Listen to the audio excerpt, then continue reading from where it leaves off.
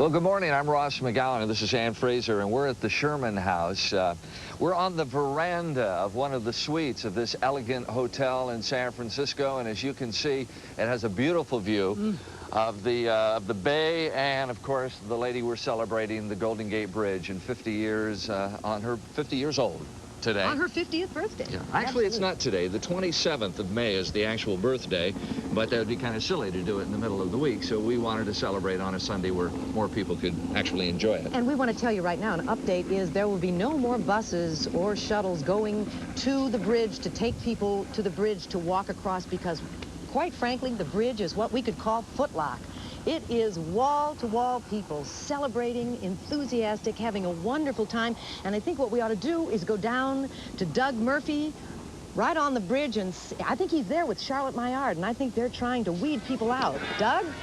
Yes, Ann and Ross, we're sitting actually on the veranda of a go-kart, which is sitting in the middle of the bridge, and we still have quite a party going on here on the bridge today. For the past 2 hours, people have been chin to chin, so we say, toe-to-toe out here. Charlotte Maillard, now, she, of course, was the chairman of putting the whole thing together. Charlotte, we had a bit of a log jam out here. Well, I think people stopped. They wanted to have their picture on TV, I think, don't you? I don't know. Even when we weren't on TV, they weren't moving. Finally, they are moving, though. What's this going to do to the schedule? The bridge, obviously, you're not going to get it cleaned off in the next hour. The bridge is now supposed to be closed as of 8 o'clock, and our plan is to have the bridge open by 10, and we make it. As we bounce around, we've got some of the other cameras. You can see what you might have expected to happen did happen. People coming from the south and then people coming from the north all kind of converged in the middle of the bridge, and everything sort of came to a stop here. But slowly we're getting the people just like car lanes on that side moving back towards San Francisco, and on our side, they're moving towards Marin County. They're moving slowly, but there's one thing we've got to say. Everybody's out here for there goes a 50-gun salute, I think. At least it was a one-gun salute. Everybody is out here for the 50th anniversary, 50th birthday of the bridge, and everybody has maintained that type of party attitude. People are in quite a jam, but look at all those smiles. Everybody having a good time? See what I mean? You know, it's tight quarters. Everybody's glad they used the aisle, but what the heck? Charlotte, congratulate you. Threw a heck of a party here. Well, it'd been awful to have had a party and nobody came, right? But I guess that wasn't the case today. Guess what? They all came. Ann and Ross, we're here on the bridge. They're starting to chant, go, go, go. Look at that. The traffic's moving. Maybe we were a good luck charm for her. Ann and Ross, from our veranda, back to yours. Thank you very much. You know, Doug. I thought the Beta Breakers was crowded last week when we did Footstock and we saw all those people who would run the Beta Breakers. I thought that was a crowd, but I think this beats it all. Well, last year we had maybe 100,000 people run Beta Breakers. There was word that 120,000 ran it this year, and that doesn't even come up to what we're probably seeing on the Golden Gate Bridge right now. And I don't believe there is a party that Charlotte Maillard has ever thrown that nobody showed up at. She never throws anything small. And wasn't a howling success. That's a wonderful job. We'll take a commercial break, and we'll be back with more of the activities in just a moment. Well, we are celebrating. It's 50 years old in about 3 days, but on this 24th of May, the Golden Gate Bridge is being walked across by thousands of folks. Wall-to-wall people of all sizes and shapes. It's amazing. It really is. Look at that. It's just amazing. I wonder if it's a little scary to be in that many people. If you have claustrophobia, it is not the place to be. It probably is. Or if you're a little tiny girl and have to look up at all those tall people. But Sherry Hu is at the update desk, and she can tell us more about traffic and all the stuff that's going on around the Golden Gate Bridge. Sherry? Thanks, Ann. Thanks, Ross. First, an update on the situation at the public transit outlets. Things are looking much better now as crowds have finally thinned out at the Caltrain depot. This morning, thousands of people rode BART into the city from the East Bay and just about overwhelmed the system. By 4:30, the parking lots at the Rockridge, MacArthur, and Oakland West stations were full. And getting to the station was only part of the battle. Once people arrived, they had to wait in long lines just to buy tickets. Then as each train arrived, they were only 15 minutes apart, there was a virtual stampede to get aboard.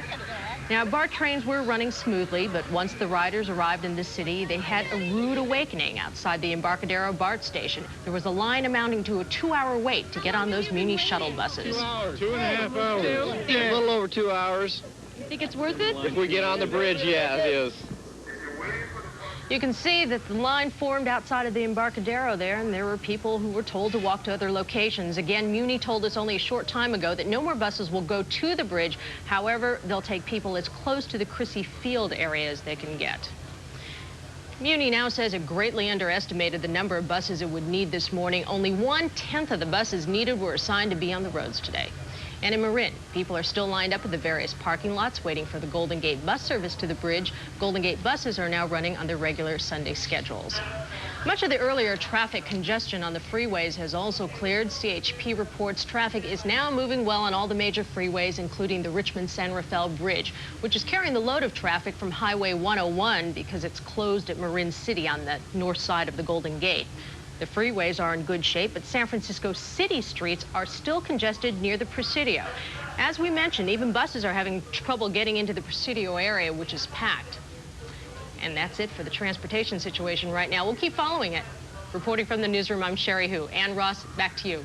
Thank you, Sherry. We also should mention to you, if you're planning on coming to the city, if you're going to drive your own car, there are some hefty fines being given if you're going to be parking in the wrong spot, not to mention the towing truck who's going to cost you 50 or 55 bucks on top of the ticket. So find a legal parking spot. Do not park just anywhere in the city because the home or the walk home may be a little longer than you thought. And a little colder. A little colder. Yeah. But it is a beautiful day out, and the weather's much better than they expected. We're going to go back to the CBS Morning News with Charles Carroll. You're going to see that in its entirety right after this commercial break, and we'll be right back after the CBS Morning News.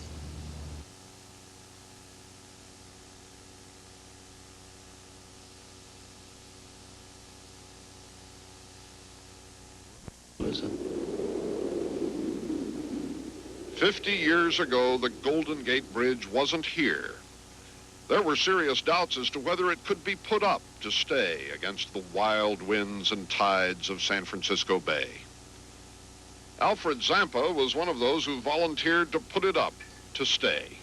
He was an aristocrat of the construction trades, an iron worker, and he got top pay in hard times, $11 a day. Hard times and depression, too. Oh, we didn't have much work, you know. Al Zampa needed that job. To get it, he had to get past the union business agent. Oh, the BA says, well, it's all right. I'm going to let you go out there. You make sure you vote for Roosevelt. I says, naturally, who else am I going to vote for? Frenchie Gales was not an iron worker. He was a bus driver who had just lost his bus driving job and who had never been up on anything higher than his garage roof. And we used to have to go from one cage to the other on a 2x12 plank up there, 500 or 600 feet, no handrails or nothing on it. Believe me, it was hairy. I didn't like that. I had good long toenails on my feet by the time I got through.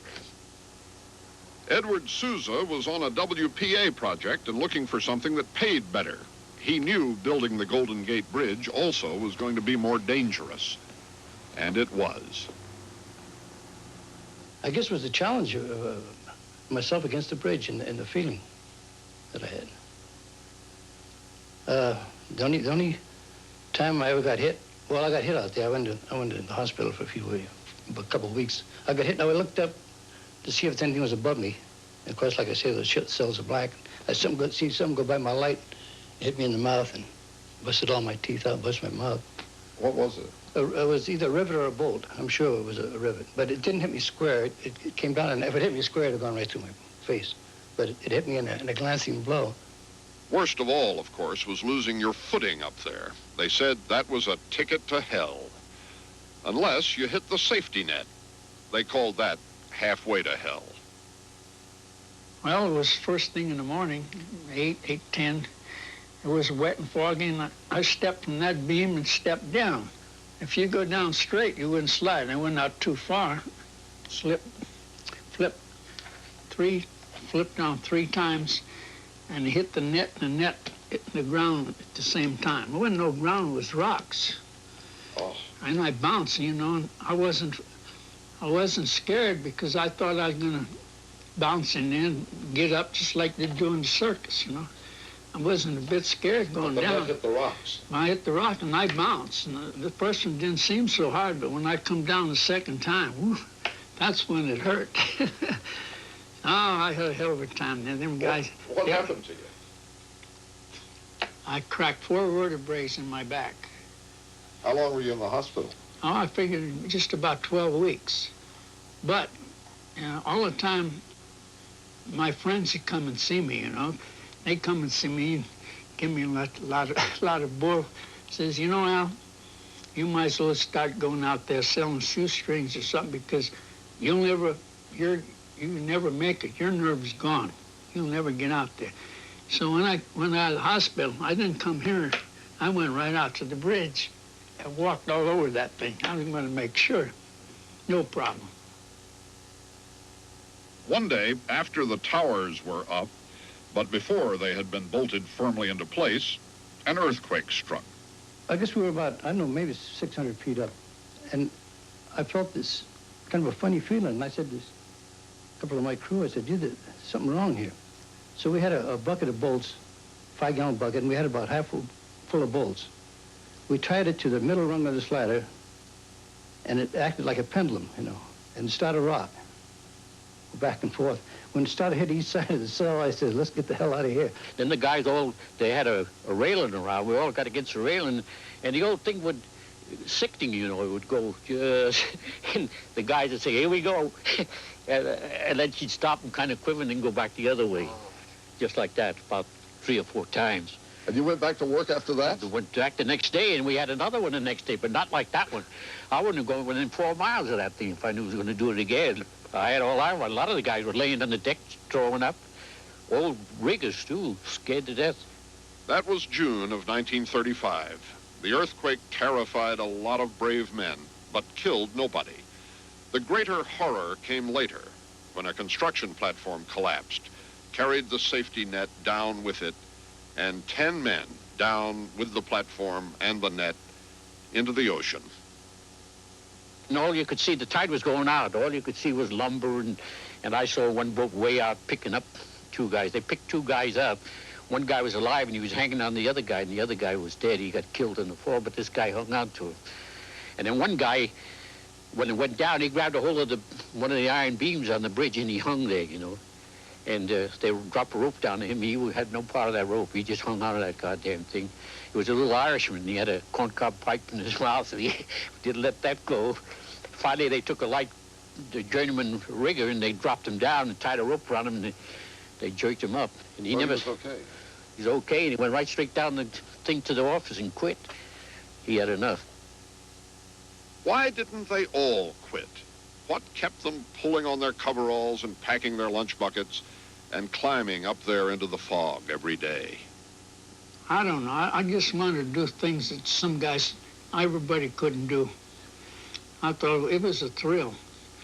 I loved it, Could bite nails then when I was young. Whew. It was terrific. These were pretty tough guys, weren't they? Oh, man, you ain't kidding.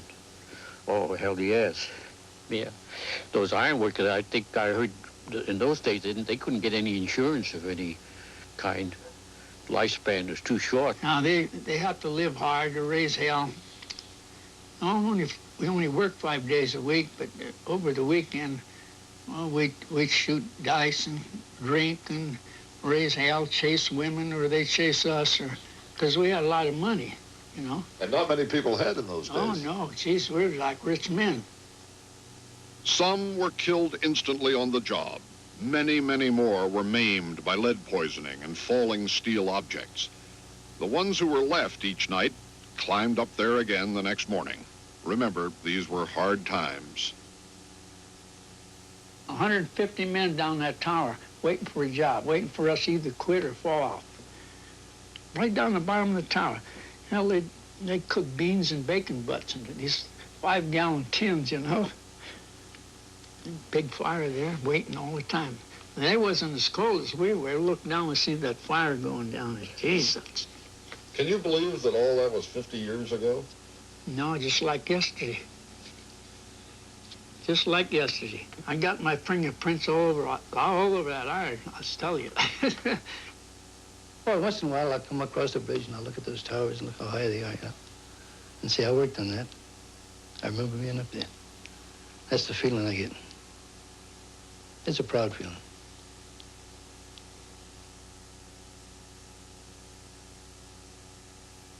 Hotel, and in the back is the